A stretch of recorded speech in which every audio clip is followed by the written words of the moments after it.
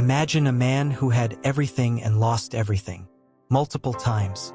A man who was exiled to a desolate island, then became the second most powerful person in the world, and ended by opening his own veins by order of the emperor he himself had educated. This man existed. His name was Seneca. Born in Hispania, today's Spain, Seneca struggled to breathe since childhood due to severe asthma. Nevertheless, he became Rome's greatest writer and philosopher. When falsely accused of adultery with the emperor's sister, he was banished to the island of Corsica.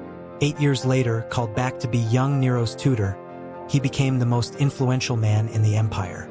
And when his pupil turned into a bloodthirsty tyrant, Seneca received the order to kill himself, which he did with the same serenity with which he had lived.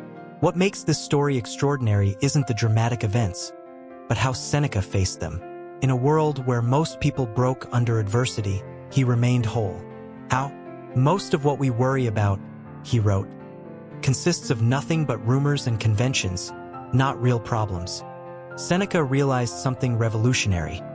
It's not events that harm us, but our interpretation of them. An insult only hurts if you give it importance. A loss only destroys if you allow it. When Nero ordered his death, witnesses report that Seneca consoled his weeping friends.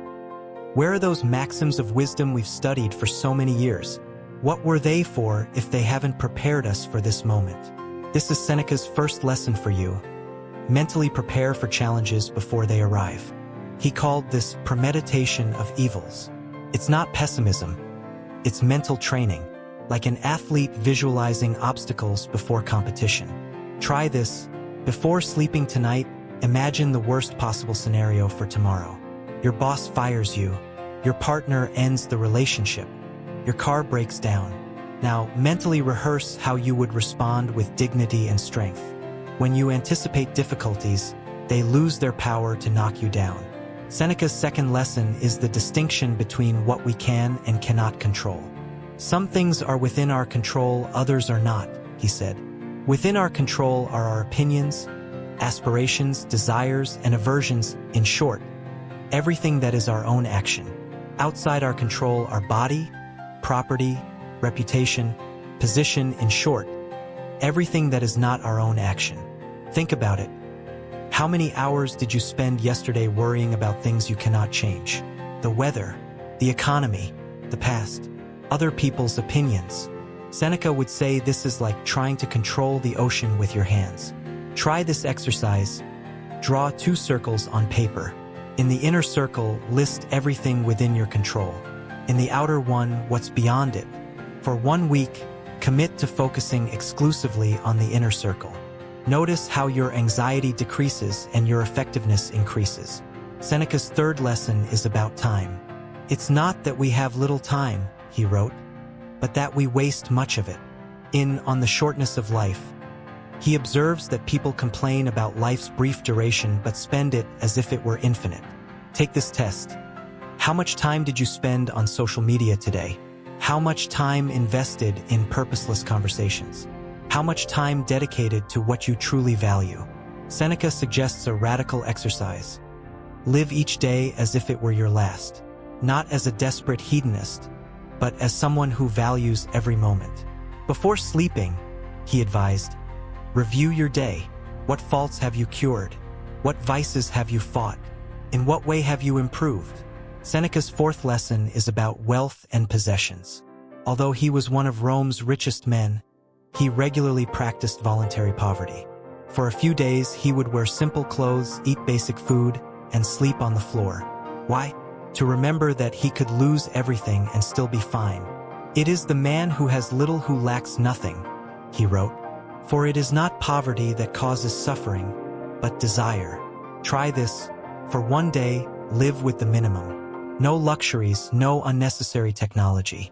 Discover how much of what you own is truly essential to your happiness. Seneca's fifth and deepest lesson is about inner freedom. In an empire where slavery was common and the emperor's power absolute, Seneca discovered that true freedom doesn't depend on external circumstances. Do you want to know what freedom is? He asked. To fear neither men nor gods, to desire nothing immorally, to have complete control over oneself. to be one's own master. This is the art of being invincible in a crumbling world, building an inner fortress that no external force can conquer.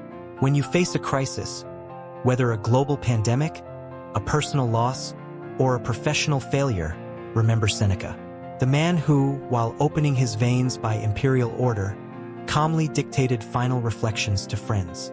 Not because he was superhuman, but because he had trained for that moment throughout his life. Seneca's final message to you is this: true freedom is born in storms. It's when everything falls apart that we discover our inner strength. As he wrote, adversity reveals genius, prosperity conceals it. Tomorrow, when you wake up, remember, you don't control the wind, but you can adjust your sails. You don't choose circumstances, but you choose your response to them. And in that lies a power that no one can take from you.